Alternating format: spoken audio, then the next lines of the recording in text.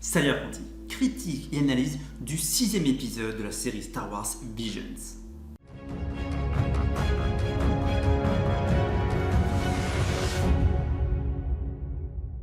Sixième épisode de la série Star Wars Visions.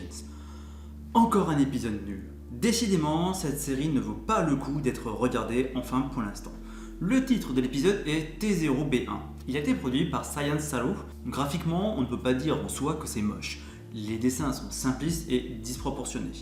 J'ai l'impression d'être dans une fusion graphique entre Astro Boy des années classiques et Il était une fois la vie. Au niveau du son, rien de bien folichon, c'est du basique. Passons à la partie avec spoilers pour rentrer dans les détails.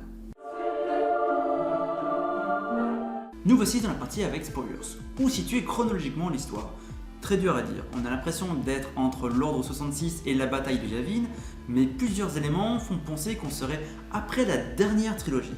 Le professeur est un ancien chevalier Jedi, les Jedi ayant quasiment disparu, mais il y a un site à bord d'un Star Destroyer accompagné d'un Stormtrooper.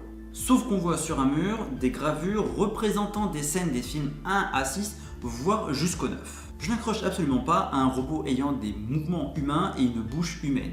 Aucun droïde dans Star Wars n'est ainsi. Et il y a d'autres incohérences. Alors, ce ne sont que des incohérences par rapport à Star Wars et non par rapport à l'univers de l'épisode. On n'est pas au même niveau que l'épisode 3 de cette série. On a un droïde qui rêve et qui dort, et la cerise sur la fiente, ce droïde T0B1 devient un chevalier Jedi. Au début de l'histoire, il ne montre pas vraiment de sensibilité à la force, puis à la mort du professeur, il commence à sentir la force. Et par un Deus Ex Machina, ou plutôt Deus Ex d'outre-tombe, il devient un chevalier Jedi dans une cérémonie ressemblant à l'adoubement d'un chevalier occidental du Moyen-Âge. Alors qu'il n'a aucune programmation de combat, il arrive à tuer un Sith qui ressemble beaucoup trop à Dark Vador sans l'être pour être crédible.